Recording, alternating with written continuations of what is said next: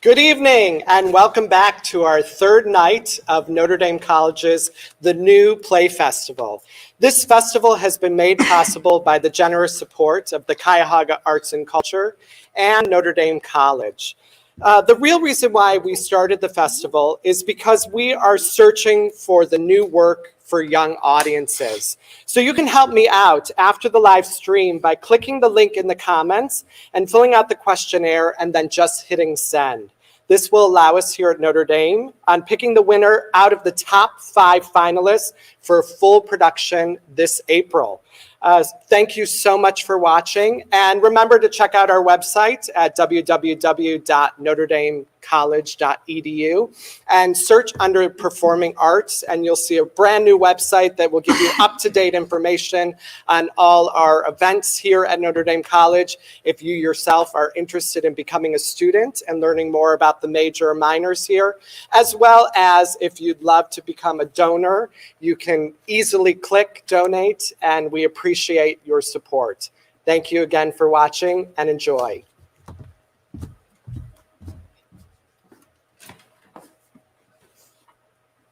The Dummy Class by Dave Osmundsen. Scene 1, an elementary school classroom. Mr. Bright, Ted, Marcus, Elizabeth, and Gina are sitting around a table. Elizabeth is reading aloud. She reads with some deliberation. Ted is visibly anxious to read. Mr. Bright is waiting patiently. Marcus and Gina are just trying to read aloud. Gina can't keep her legs still. Or Ralph could reach them by climbing up the telephone pole. With a boy this size, the food grew not up to be plentiful. With almost sort to be good of good, with almost sure to be good of to be of good. Okay, I don't know this word. You're doing great, Elizabeth. Quality. Quality. Good job, Elizabeth. Can I tell a joke now? Not now. We got to get through the chapter before recess. After recess? We'll see. Gina, your turn. The that immersive felt about Ralph was joy when the boys laid the apple cord by the telephone. That was followed by despair. What does despair mean? This is one of our vocabulary words, remember? The complete loss of absence of hope. Thank you, Ted. You're welcome. Gina? This was followed by despair when the mother dropped it into the core of the metal waste basket. That's a compound word because it's 2 words in one. Waste basket. Yes, very good, Gina. Ralph knew that anything at the bottom of the metal waste basket was lost to a mouse forever. Very good. Ted, your turn. Oh, good, a long paragraph. I like long paragraphs. Remember, it's okay to take your time. But recess is in a few minutes. You said we had to get through the chapter before recess. A mouse lives not by crumbs alone, and so Ralph experienced still another emotion. This time food was not the cause of it. Ralph was eager, excited, curious, and impatient all at once. The emotion was so strong, it made him forget his empty stomach. It was caused by those little cars, especially that motorcycle, and the the sound the boy made. That sound seemed to satisfy something within Ralph, as he had been waiting all his life to hear it. Good job, Ted. Marcus, your turn.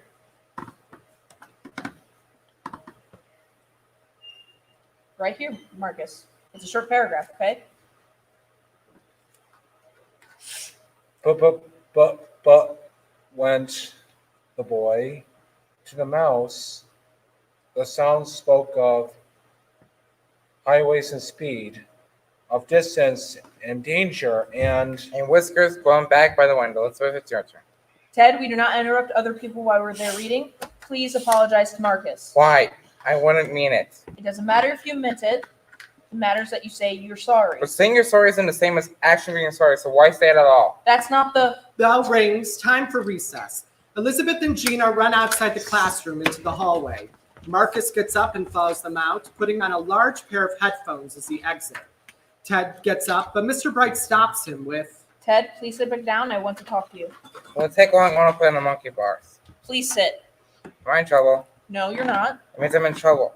Adults only want to talk to us when we're in trouble. You're not in trouble, Ted. I just want to ask you why you felt it necessary to interrupt Marcus like that. Because he was going incredibly slow, and you wanted to get to the chapter before recess. And Elizabeth wanted to tell a joke, and I hate it when chapters are left unfinished. Don't you? They wouldn't be left unfinished. You have to wait a little to find out what happens next. I don't like having to wait to find out what happens. We talked about patience, remember? We'll get to everything. Sometimes it just takes a little longer. My mother tells me to be patient all the time. And it makes me less patient. She tells me if I'm more patient, I wouldn't be neat. You don't need to say it. That'll be class. We do not call ourselves that, Ted. But it's what my mom calls it. Regardless, it's not nice. My mom is not a nice person. I'm sure she loves you very much. Oh, she does. She's still not a nice person. Can I go find the monkey bars now? Actually, there's one more thing I wanted to talk to you about. I've noticed that you're pretty advanced level with your reading fluency, Yes, I can read 250 words per minute when I'm not saying them out loud. which is why I wanted to ask you, how would you feel about going to Mrs. Chertoff's classroom for reading language arts? Maybe with the normal kids, I wouldn't phrase it like that, but they wouldn't read super slow, would they? they're closer to your reading level, yes. Then yes, I would like that. I would very much like that. I would immensely like that. Okay, good. I did approach the idea to Mrs. Chertoff, and she is fine with you joining the class. I just need to talk to your mom about it. She would say yes. She'll be very happy for me not to be in the dummy class. I know you don't like me using that word, but those are her words, not mine. Can I go to recess now? Yes, you can, and please apologize to Marcus. He wouldn't listen. He always has his headphones on. He doesn't say anything when we try to talk to him. That's why you make sure he's listening and that he understands you. All right, then I'll apologize to Marcus because you told me to. Fair enough. I'll see you when recess is over. Scene 2, recess, outside the school. Marcus, Elizabeth, and Gina. Marcus sits on the ground listening to music and conduct. Elizabeth is telling jokes. Gina is practicing some jetés for her jazz dance class. Wore in one hat, shaded the other. You stay here, I'll go on ahead. Why did the friends eat snail? Because they don't like fast food. Elizabeth, do you like my jetés? Ted enters and approaches them. They're cool. What is one consolation in the world you will always slip and fall in? Grease. Elizabeth, this is a pot of bread. Why was the man not hurt when a can of soda hit him in the head? Because it was a soft drink. You repeated this joke precisely 18 times since the school year started, Elizabeth. Oh, you gave me my punchline. If we all heard it before, then I wasn't really going to give anything away. You don't give away other people's punchlines. Hey, Elizabeth, this is called a jazz square. Here's how you do it. Hey, Marcus. Marcus continues to conduct. Marcus, can you please take off your headphones? A moment, Ted taps Marcus on the shoulder, perhaps a bit too roughly. Marcus, startled, jumps and shields himself. It's just me, Marcus. When Marcus registers that it's Ted, Marcus removes his headphones. Mr. Bright wanted me to apologize to you for interrupting you while you were reading. So I'm sorry for interrupting you while you were reading. Marcus looks at Ted, puts his headphones back on, and returns to conducting. Ted begins to exit, then... You should apologize to Elizabeth too, Ted. I'm sorry I interrupted your punchline, Elizabeth. Like you mean it. All right. I'm very sorry I interrupted your punchline, Elizabeth. You wouldn't have apologized if Gina didn't ask you to. Yes, you're right. I should tell you both. I'll be going to the normal kids classroom for reading and language arts. Mr. Bright thinks I'm at advanced enough reading stage to do so. Elizabeth, you should tell us another joke. What did the duck say when she bought a lipstick? Put it on my bill. That's a good joke, Elizabeth. Tell us another one. Where did the computer go dancing? The disco. Did I really hear me? I said... Gina keeps her doing her jazz square when Kyle enters. Hey, nice dance moves. Where'd you learn them? Your little retard class? That was not nice, Kyle. That was not nice, Kyle. I was just making a joke, like you are a joke. Stop it. You know what's even funnier? You and your little boyfriend here. He's not mine.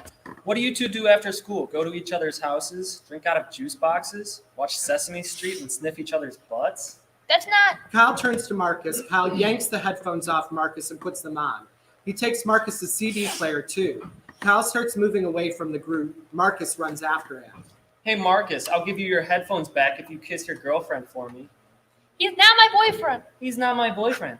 I can't hear you. Give him back his headphones. Give them back, Kyle. I still can't hear. Ted yanks the headphones off Kyle's head. Why don't you go back into your cave your family calls a house and eat assortment of bugs until you choke on your own vomit, you cretin? What did you call me? A cretin means a stupid person. You're calling me stupid?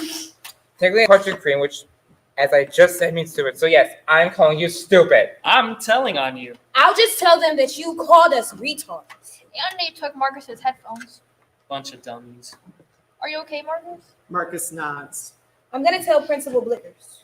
I'm not gonna do anything. But we should always tell an adult when someone picks on us. That's what Mr. Bright tells us to do. The bell rings. Let's all go back inside. We don't want to be late. I'm still gonna tell Principal Blickers. Scene 3, the classroom a few minutes later. Ted, Elizabeth, Marcus, and Mr. Bright at the table. He did the same thing last week. He took Marcus's headphones without asking and wouldn't give them. He called Gina dancing R-worded. I told him to give Marcus back his headphones or we would tell on him. That's a very impressive word for you to use. Thank you. Well, I'm very glad Gina is telling Principal Blickers about. It's not gonna do anything. Wait and see. I'm sure Principal Blickers would do whatever she thinks is the most fair. It's not. They already took Marcus's headphones. Gina stomps into the room and takes her seat. I told Principal Blickers what happened at recess. And She thanked me for telling her and that she would talk to him about it because that kind of behavior is unacceptable. That was the right thing to do, Gina. We always tell an adult. adults never punish the bullies. Is Kyle gonna get in trouble this time? I don't know, Gina. That's not up to me. All bullies who tell people R words and take people's headphones should be punished with all the attention in the world. Yeah. I concur. Marcus stands and nods in agreement. Okay, everyone. Let's take a deep breath in and out. And sit, please. All right. I understand that you all are frustrated, and I agree. Kyle should not be picking on you. But I think a more productive way of dealing with these emotions should be to direct your energy towards something else, like the Fall Talent Show, which you would be able to sign up for in the lunchroom starting tomorrow. What if other people think our talents are retarded? Gina, please wait till I call on you before you start speaking. We do not use that word here. That's what Kyle said my dancing was during recess. No, he didn't. He asked if you learned your dance skills indeed. Ted, as I was saying, the winner of the year's Fall Talent Show will win a $100 gift certificate to the Curly's Ice Cream Emporium. Yes, Ted? On what criteria will the first prize winner be based upon? That is a good question, and I don't know the answer to that. But how will we know who's more talented than others? The talent show is meant to be a celebration of all our talents. And why do we need to pick a winner? That is a good point, and that's why I wanted to say that I think you should all sign up. Elizabeth, you can tell jokes. Gina, you can dance. Ted, you can maybe do a recitation. That means read something out loud. And Marcus, maybe you could put down some music and conduct along. Now, I know it can be hard to get on stage in front of an audience, but I think this can be a great opportunity to show the school just how talented you all are. Believe me, if I could tell jokes as well as Elizabeth, or dance as well as Gina, or orate as well as Ted, That means to say a story out loud. I would want to show other people. Ted? What if Kyle signs up for the talent show too and wins the $100 gift for the Curly's Ice Cream Emporium? Like I said, it doesn't matter who wins, just that people see your talents. Now we're going to take out your books. We're behind schedule, and Miss Riley wasn't feeling well, so she won't be here in the rest of the day. No teacher day means 4 of you and 1 of me. So let's work together and make the rest of the day as great as possible, okay? The kids take out their books and open them. Scene 4, a reverie. Elizabeth telling jokes to an imagined audience. What did the Atlantic Ocean say to the Pacific Ocean? Nothing. It's just wave. We hear the imagined audience laugh hysterically. What kind of music are balloons scared of? Pop music. The imagined audience laughs hysterically even more. Okay, one more. Why can't a bike stand up on its own? Because it's too tired. The imagined audience laughs its most hysterical, loudest, and longest laugh. They can barely hold it in anymore. The laughter gets louder and louder and louder until it suddenly cuts out. We hear Elizabeth's dad. It's 9 o'clock, Elizabeth. Time for bed. Please, Dad, one more. You've been telling jokes for an hour. Please. All right, one more. Knock, knock. Who's there? I love you. I love you who? I love you, and that is not a joke. I love you too, Elizabeth. You're going to be the best joke teller at the talent show. One more. Have you seen the movie Constipated? Of course not. It hasn't come out yet. Elizabeth's dad laughs somewhat warily. Elizabeth smiles, proud of herself. Scene 5. The next day, the Share $100 worth of ice cream. What flavor would you get? I would get all strawberry. I'm not signing up. Why not? No one wants to see my dance. Everyone thinks my dancing is. Stop it right there. Don't you dare say the R word. You're the most awesome dancer, Gina. You're just saying that. No, you are. Marcus takes off his headphones here. He listens to Elizabeth and Gina.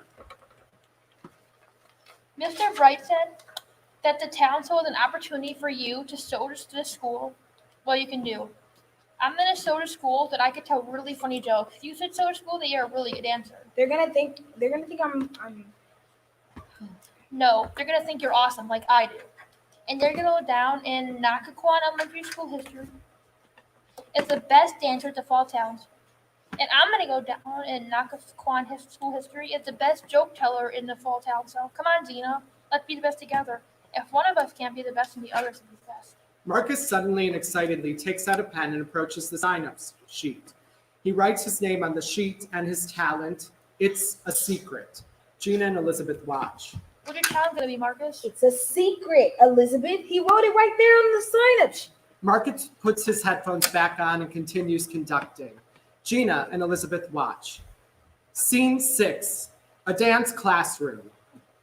We see Gina standing alone on stage. She is doing a dance routine she's created herself.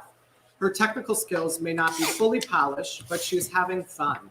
She is energy, she is joy. Energetic jazz dance music plays as she goes through her routine.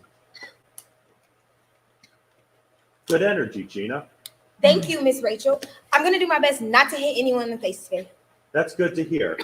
Actually, I'm glad I caught you alone before class. I wanted to talk to you about something. Am I in trouble?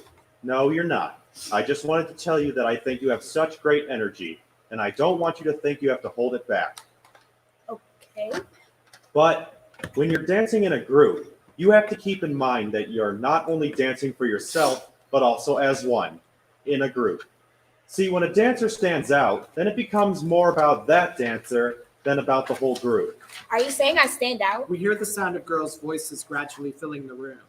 Sometimes it's easy to see that you're not really in tune with the rest of the group. I see you're building self-awareness. Now, synthesize yourself. You remember what I mean when I say that? To be one of the whole. Exactly, Gina, to be one of the whole. But what about the solo dancers? They're not one of the whole. Well, They don't worry about hitting people in the face or not being like other dancers or not being in tune or maybe I could be a solo dancer. perhaps. Now, please get in line. We have to start class. Gina gets in line, the girls' voices disappear. We hear the dance teacher clapping her hands. All right, ladies, let's warm up. Gina begins stretching. She gets an idea. Scene 7, the lunchroom the next day. Elizabeth sitting at the lunch table. Marcus has his headphones on. Gina makes a big show out of signing her name and her activity dance on the talent show sign-up sheet. I'm gonna dance for the talent show. Awesome. And I'm gonna do it all by myself. Cool. I don't like dancing with other people. They make me feel like I'm not having fun while dancing.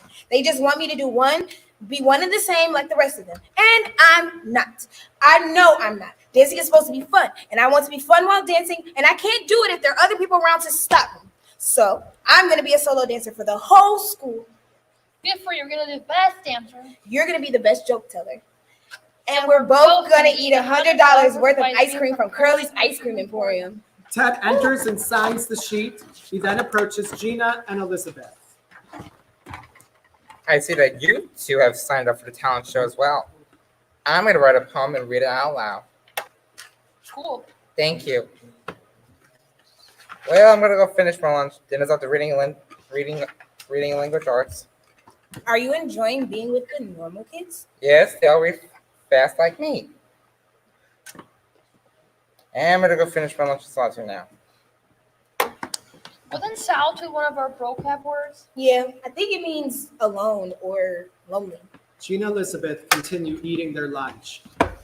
Scene 8, Ted in the normal kid classroom, technical term. We see Cal reading out loud. He reads slowly, deliberately, and with no emotional effect whatsoever. He struggles quite a bit. You'll find it someplace, said his mother. Not much interested. Boys were always losing things. The sound of the class laughing. We hear Mrs. Chertoff in the background. Ted, your turn. Not a very long paragraph, but oh well. While Ralph cowered behind the apple cart, Keith opened the drawer of the bedside table and, Ted, can you please slow down so your classmates can keep up? can you please interrupt me? It's very rude. Now I have to start over. While Ralph cowered behind the apple cart, Keith opened the drawer at the bedside table and slammed it shut. He jerked, Ted, I asked you to slow down. and I said no. He jerked back the bedspread, yanked the pillows off. Ted, stop. You're going way too fast for any of us to understand you.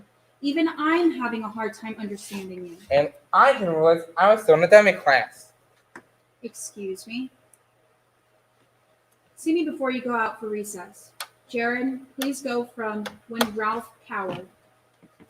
Ted hears it, but ignores it, concentrating on the book.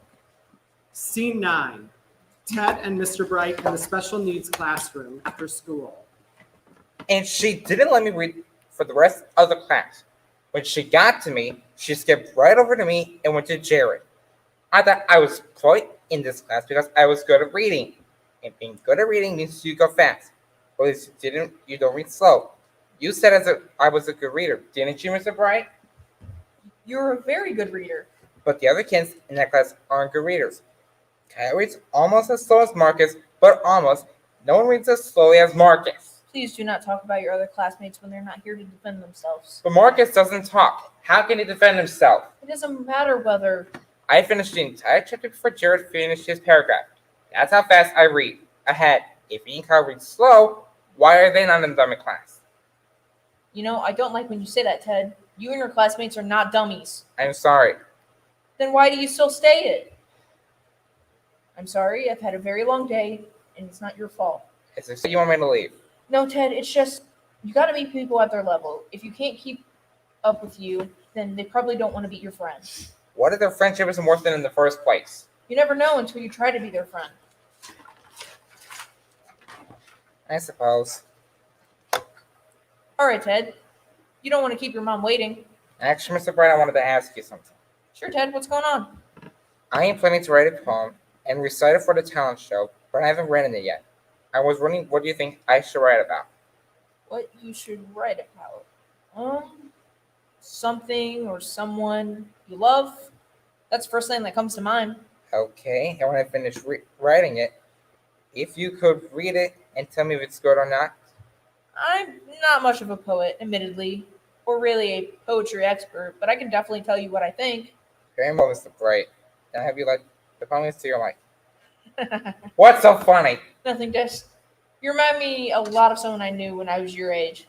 This guy, you can cite any Emily Dickinson poem at the drop of a hat. Emily Dickinson. I know already. Who are you? Yes, exactly. What was his name? Kevin. Was he also autistic? Yeah, Were you best friends with him? we were friends.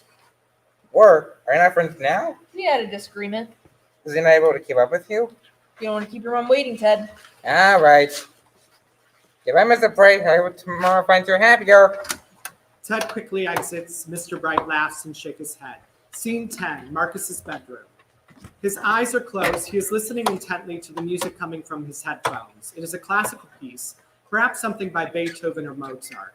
Something light, not too heavy. The audience hears this music. Marcus pretends to conduct it. If he had an orchestra, he would actually be pretty good.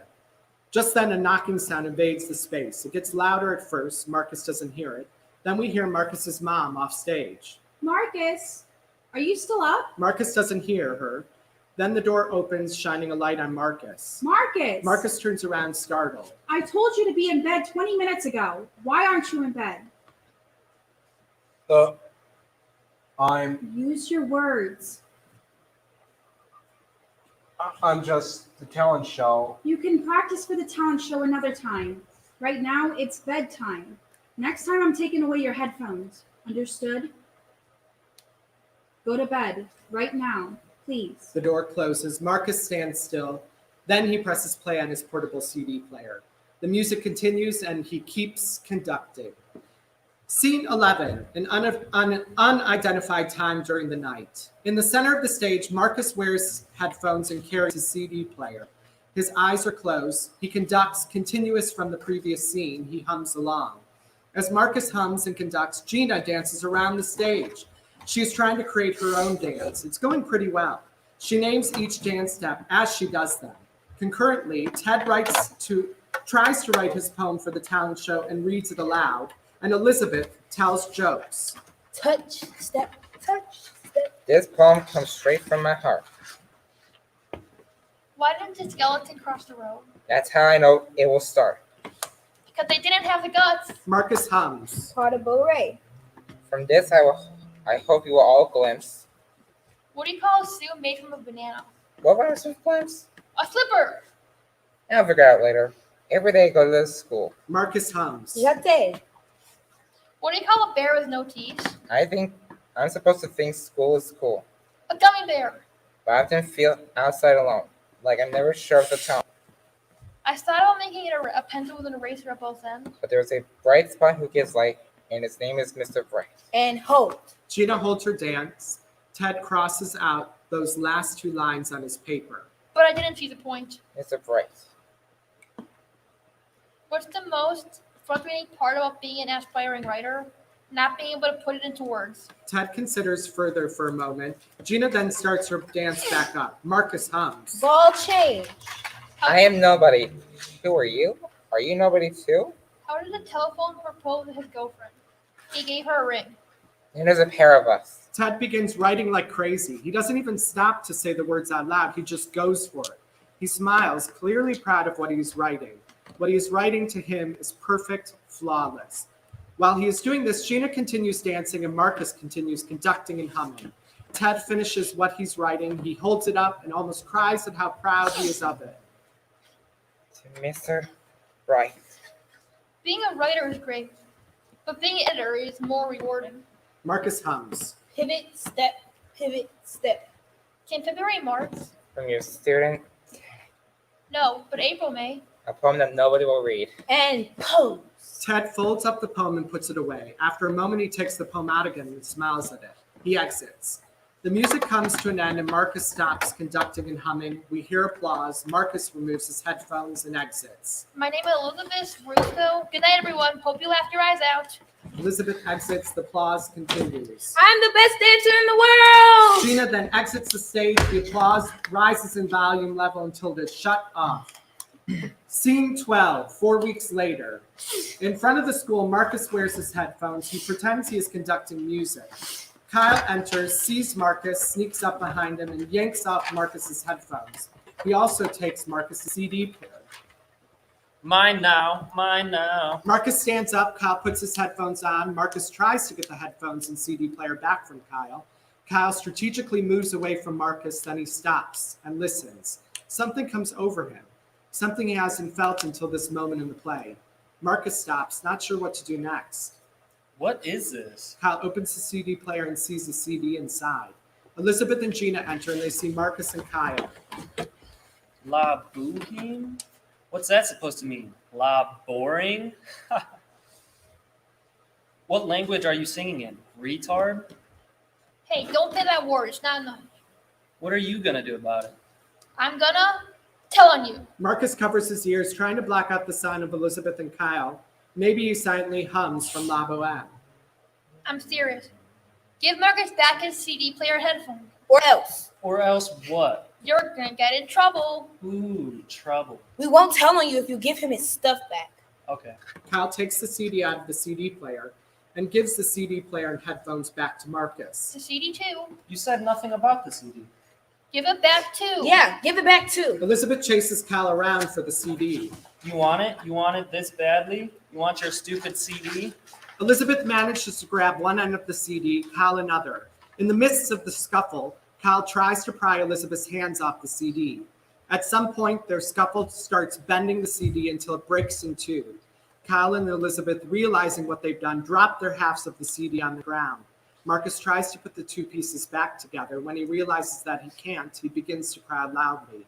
Gina goes to comfort him. Elizabeth is furious. It's okay, Marcus. What did you do that for? Me? You were also. Don't cry, Marcus. If you would have just gave him back his CD. It was an accident. I'm sorry. No, it wasn't. You did it on purpose because you're a bully. A mean, stupid bully with no friends. At least I'm not in the dummy class. Elizabeth's anger is reaching its boiling point. She then lets out a primal cry of anger and begins rushing towards Kyle. Elizabeth! Scene 13, a table outside the school. Ted and Mr. Bright. Mr. Bright is reading a piece of paper that Ted has given him. Ted waits anxiously. I feel I must apologize. I know the talent show is next week. I would just show you this because I wanted to make sure it was perfect. This is very good. You think so, Mr. Price? I really like the line, feeling so alone, not knowing the tone. There's a real sense of isolation there. Thank you. I'll take that as a compliment. Just one thing. Are you sure you want to read this in front of the entire school? You don't think it's good? No, I do, but it might be a little much for some students. Some of them might not. Might not what? They might not understand it. What isn't there to understand about it? I just mean that some people might not take it the way you mean it to be taken. I want it to be taken seriously. And that's understandable, but some of your peers might not. Might not what? Do you think I should not read it? No, I definitely think you should read it. I just think you should be aware of what kind of impact it might have. I don't care about the impact. Do you think it's good? I do, but You're an adult. If you think something is good, then it's actually good. I didn't think my opinion carried that much weight. It does with me. Well, you're a good poet, Ted. Keep writing. Thank you, I will. How are things in Miss Chertoff's class? Have you gotten better in the last few weeks? I read as slow as I can, but now Miss Chertoff wants me to read faster. And nobody talks to me because nobody likes me. And I can't help feel that no one wants me there whenever I walk into the room. And Kyle keeps calling me a retard. Have you told Miss Chertoff about this? Miss Chertoff doesn't like me. I'm sure that's not the case. And I'm sure it is. I can talk to her if you want. Would Kyle get in trouble? I don't know. Then I don't see the point of you talking to Miss Chertoff. I know Kyle isn't exactly nice to you and your classmates, but, and this is just something to think about, you should never always know what's going on in someone's life. Maybe they come from a broken home, or maybe one of their parents is mean to them. If that's the case with Kyle, then his parents should be mean to him. That's not nice, Ted. He calls us retards. I think it's a perfectly reasonable thing to say. But do you realize how mean that sounded? I was mean first. Okay, but you know what empathy means, right? Yes, it's feeling bad for someone. Not exactly. It's more like understanding the feelings of other people. You didn't want to? Yes, sometimes. You must have had a lot of empathy when you were a kid. It took some time to learn, but eventually you start thinking about things a different way. You'll see what I mean one day. When I'm older, I'm assuming. I can't say it could be maybe tomorrow, maybe 10 years from now. Here's a secret. It's up to you when you want to start thinking about things differently. So you're saying to have empathy for Kyle. I don't think it could hurt. Maybe I could teach you to read faster. Suddenly, Gina enters with Marcus. Both have been crying. Mr. Bright, you have to come. Elizabeth and Kyle and What's going on, Gina? just come. Mr. Bright exits with Gina and Marcus. Ted looks after them, then follows. Scene 14. Elizabeth is on top of Kyle on the ground. She is punching him aimlessly, screaming wordlessly. Mr. Bright, Gina, Marcus, and Ted enter. Elizabeth! Mr. Bright manages to separate Elizabeth and Kyle. Kyle is pretty beat up by the fight, as you can imagine, and he is terrified. Kyle, are you okay? What happened? Kyle nods. Why are you asking him if he's okay? Elizabeth. I was trying to get Marcus' CD back because Kyle took it away and wouldn't give it back. And You broke it too. if he would have just given it back, If you didn't try to get All it. right. I'm taking you both to Principal Blicker's office so you can tell her both your sides. Kyle should be in jail. Principal Blickers isn't going to punish. Well, things like this happen. We tell an adult, remember, Elizabeth? Elizabeth was just trying to get Marcus to see. Gina, please be quiet. No, I won't be. This is none of your business. It's my best friend. It is my business. Marcus places his hand on Gina's shoulder. He shakes his head. Gina stops. Kyle, Elizabeth, let's go. Mr. Bright takes Kyle and Elizabeth off stage. Ted looks after Kyle. He then looks at Gina and Marcus. As the Bright says, we're supposed to have empathy. They need to understand someone else's feelings, even if you don't want to. And I suppose you must have empathy for Kyle then. Gina grabs the broken CD halves from Marcus. Kyle broke Marcus's CD. He doesn't deserve any empathy. And you are stupid for saying that, Ted. Really, really stupid. A standoff, Ted exits. Marcus holds out his hand. Gina gives the broken CD halves back to him. Marcus looks at them. It's okay, Marcus. I have $11.19 saved up in my piggy bank. Maybe I can use it to buy you a new CD. Marcus continues looking at the broken CD. Scene 15. Elizabeth in a reverie. She goes to the apron of the stage and tells jokes to an unseen audience. A man was eating at a restaurant, but his coffee was terrible. So he calls the waiter over and says, waiter, this coffee tastes like mud. Of course, says the waiter, it's fresh ground. Elizabeth waits for a response from the audience. It never comes. What do you call a day spent with a cranky rabbit? A bad hair day. No response from the audience for the remainder of the scene. Mr. Bright appears in a spotlight. Elizabeth, I understand you were standing up for Marcus, and I really do appreciate that. What do you call a stacked cup of coffee? Depresso. I told Principal Vickers that this wasn't the first time Kyle had behaved towards you all like this. Two penis walked down the street when one was assaulted. But she told me the school had a zero tolerance policy for this sort of behavior. Did you want a guy whose left side was cut off? He's all right now. So, Principal Vickers has decided to give you a 3-day suspension. What does an interrupting seat sound like? And she also said, Bah! she also isn't allowing you to perform in the talent show. Do you want to hear a long joke? I tried to get her to let you into the talent show. I told her a 3-day suspension was enough. Do you want to hear a... But unfortunately, it's not up to me. Do you want to hear a long joke? I don't like it either, but that's what Principal Blickers decided. I said, do you want to hear a long joke? I'll see you in 3 days. I'm really sorry, Elizabeth. Joke! Scene 16 the next day, recess. In front of the school, Kyle soundly bounces a basketball. He hums a half-remembered fragment from La Boheme. As he tries to remember how the aria went, he bounces the basketball with a bit more joviality. Ted approaches him. Kyle doesn't see him at first. Good morning, Kyle. You offer music very well. Startled, Kyle turns around. He stops humming and bouncing his basketball. Go away. Kyle turns away and keeps bouncing his basketball. May I ask you something? No. I noticed you struggle with reading in Miss Cheryl's class. I want to draw for my assistance in helping you learn to read fast. Kyle You, stops bouncing his basketball. you think I need to learn how to read? Learn how to read fast. You read so fast, even Miss Chertoff can't understand you. I'm trying to go slower when I read so that you can all understand me. No one likes you in that class. I understand how not being able to understand me when I can read because some. It's not because of that. It's because you're a jerk.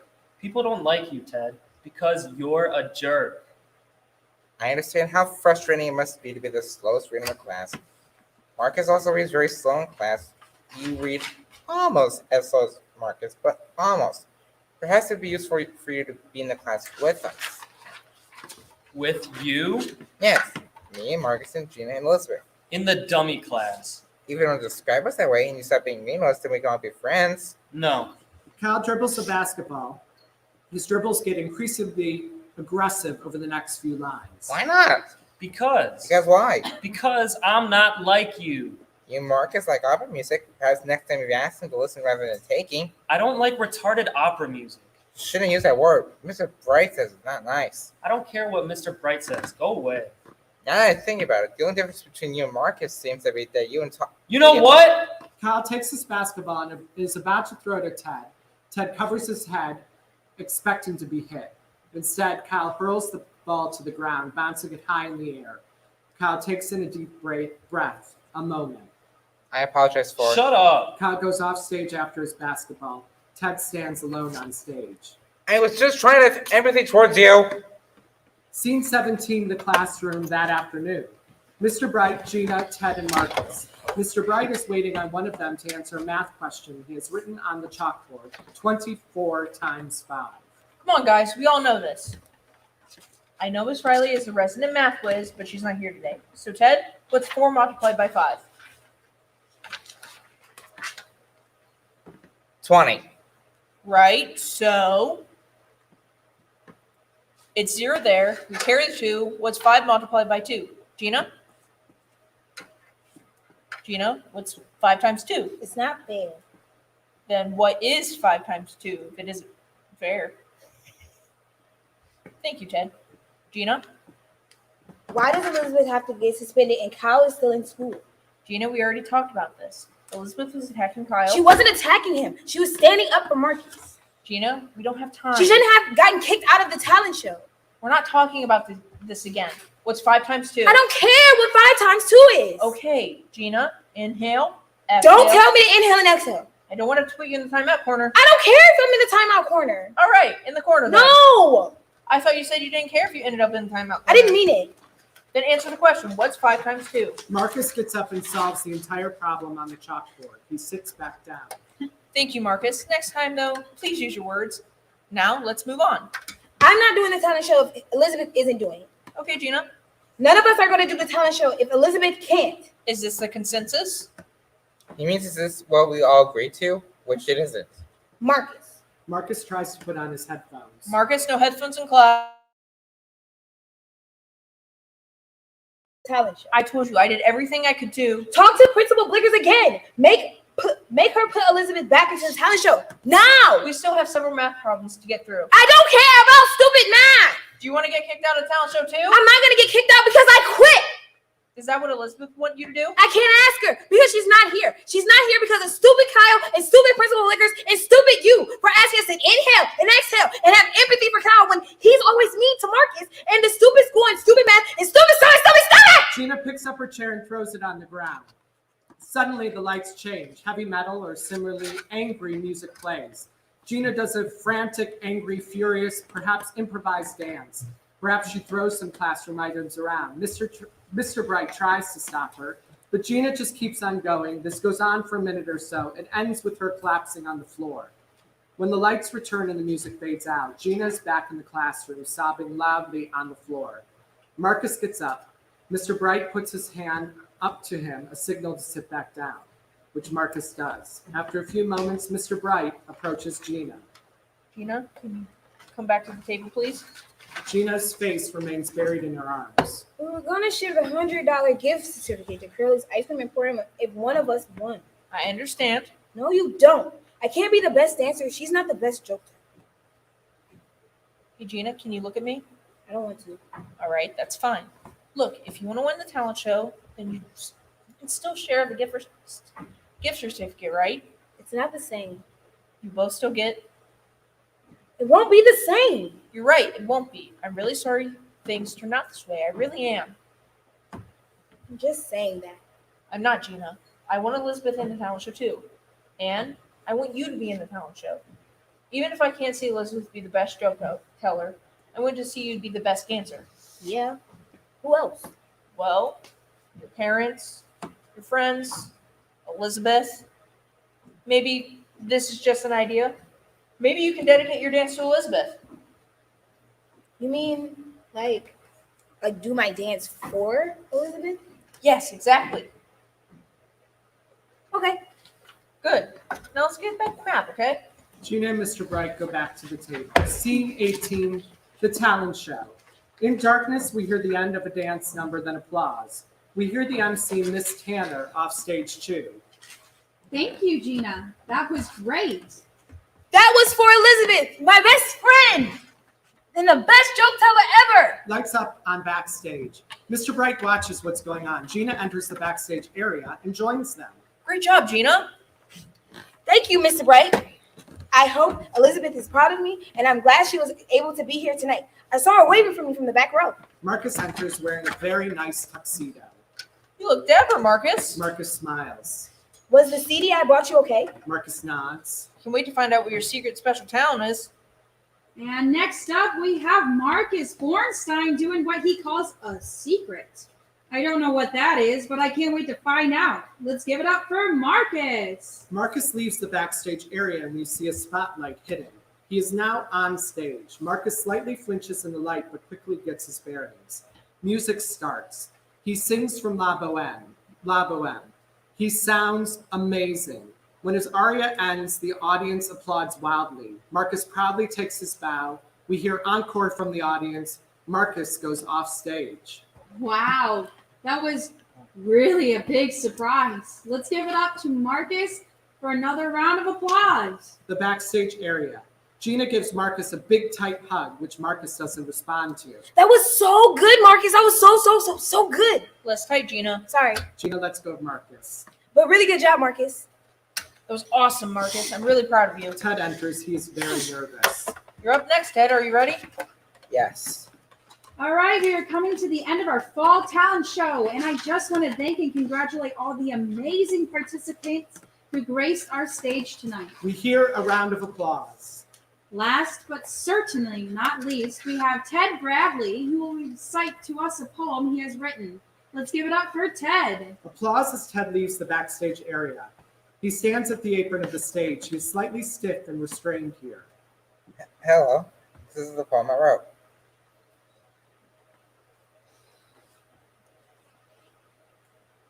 I was going to read a poem I wrote. I don't think people will think it has a good impact. So I'm going to read another one I wrote that I think is better.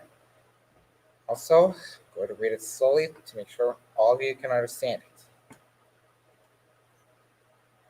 This is called a poem that nobody will read. Every day when the sun comes up, I think of seeing your smiling face. That makes me want to walk into the room. We're learning about math, reading, and grace.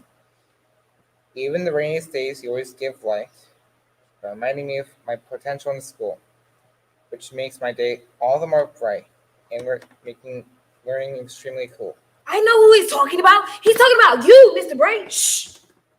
Days with you fly by, and the ones without you drag. In order to just say goodbye, I deal with the slack. But for every day that ends is another one that starts. I hope you know I wrote this poem with the passion of several hearts. Thank you. Applause as Ted exits the stage. Thank you, Ted. That was poetic. All right, everyone, let's give another round of applause for all our participants. Applause. When Ted gets backstage, he faces Gina and Marcus and Mr. Bright. A moment of slight awkwardness. Good job, Ted. Marcus nods. All right, can we get all of tonight's participants out here, please? We are ready to announce the winner of this year's Fall Talent Show. Marcus and Gina exit onto the stage. Ted stays. He holds out the poem to Mr. Bright. Do you think the poem was good, Mr. Bright? I wrote it for you. Ted, You didn't. You didn't think the poem was good. Ted! Mr. Bright starts to exit, then looks on the stage area. He decides to go after Ted. And the winner of the Nockaquan Elementary School Fall Talent Show is, drum roll, please. We hear a drum roll that gradually fades out as we go into the next scene. Scene 19, a hallway. Ted sits against the wall and cries. The poem is crumpled up in his hands. Mr. Bright enters. Silence. Ted buries his face in his knees. Here you are, Ted. Can I sit here? No. Okay. I could never do what you just did, Ted. That was brave. Very, very brave. You didn't like it. I wrote a poem for you, and you didn't like it. No, Ted, it's just, it was unexpected. You showed me another poem you were going to read, then you do this one. The other poem was terrible. But this one wasn't. It wasn't appropriate, Ted. What was inappropriate about it? You told me to write something about something or someone I loved. Do you remember that boy I told you about, one I was friends with? Kevin, Yeah, him. did he write you a poem too? Actually, yeah, he did. You have too many poems written about you. He read it in front of our class during the show until in 4th grade. Was it good? Honestly, I don't remember it. I was really embarrassed.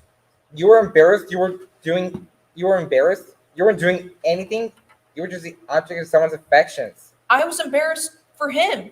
He never really fit in, especially with my other friends. He would want us to recite poetry with him, and we didn't want to. And after he read the poem, people started thinking he and I stopped hanging out with him. What did he do that was so terrible? I found my friend so cool. You stopped being his friend because he loved you? Everything I admired in him, his passion, his knowledge, I really admired you and your classmates. And I wanted to make sure you could all share your passions, your knowledge with everyone in a safe way. I don't care about being safe. I care whether you like my poem or not. It doesn't matter whether I like... Did you like my poem? Ted, I'm trying to explain. Why don't you answer my question, Mr. Boyd? Did you like mine? No, I didn't like your poem, Ted, okay? I'm sorry, Ted. I didn't mean to. I thought Kevin couldn't keep up with you. Maybe you couldn't keep up with him. Why don't we go back? I think they just announced the winner. I want to be alone right now. All right, I'll find your mom and tell her where you are, okay?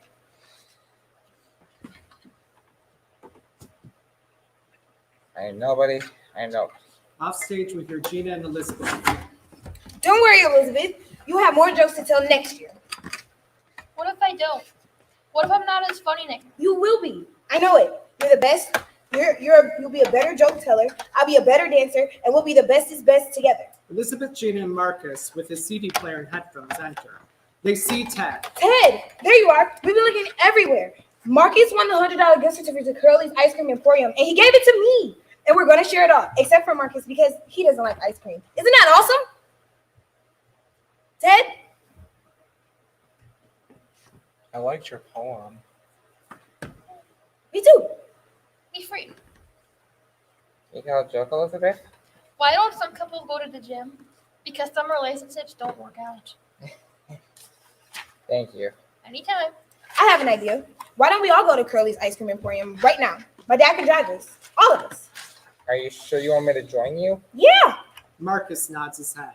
All right, I'll just ask my mom. I'll let my dad know.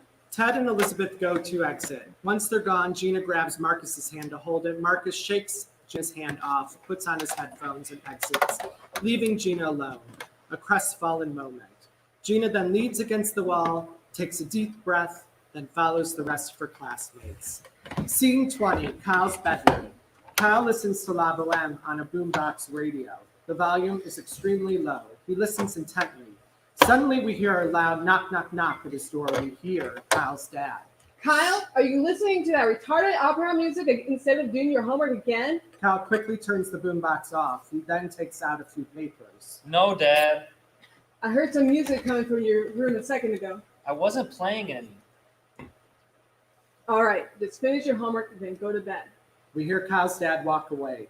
Kyle stares blankly at his homework. He then turns to the boombox. He goes to press the play button. His finger hovers above it. After a moment, he pulls his hand back. He turns to his homework. Scene 21, the lunchroom. The day after the talent show, Gina, Elizabeth, and Marcus. They are eating their lunches. Ted enters with his lunch. Hello, everyone. Hi, Ted. Can I sit with you today for lunch? Sure. I tore my poem and burned it on a fireplace, so no one will ever read it again. Aw, I liked that poem. I liked it better before the talent show. I'll write another one day. I hope Mr. Bright isn't too sick. Miss Riley said he'll be back tomorrow. I hope it doesn't come back. It's already didn't like my poem. He shouldn't have said that to you, Ted. Mr. Bright? More like Mr. Blight. Excellent use of vocabulary words, Elizabeth. Kyle enters. He removes Marcus's headphones. Hey, Marcus, you know you only won because they feel bad for you? You got to give first prize to the retarded kid. Otherwise, they're going to make him look like a bunch of jerks. So you had to win. Perhaps if you had a talent, you could have won. Dummy faggot. He's always getting mean to us, isn't he? You must have empathy. Remember, Kyle's also dummy. He also reads his thoughts. Ted looks over and sees Marcus. Never mind. They continue eating their lunches. Spot on Gina. I think one day I want to be a dance teacher, but only for solo dancers, so they don't have to worry about getting in line and hitting other people in the face. Spot on Ted. I think one day I want to be a professor so I can teach people to write poems that are so good it won't matter if other people like them or not. Spot on Marcus. I think one day I want to go to Juilliard and learn conducting and singing and music and how to teach music and things I don't even know I want to learn yet. Spot on Elizabeth. I think one day I want to make people laugh.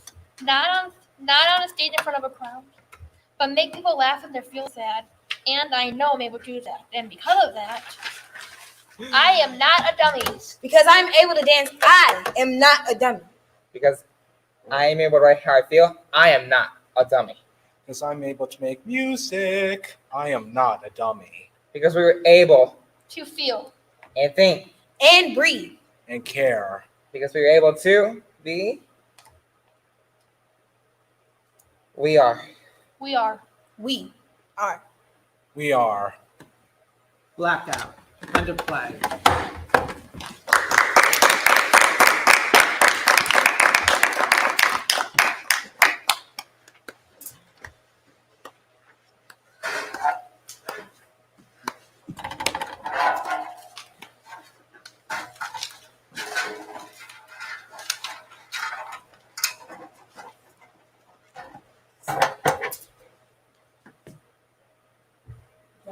And we're out.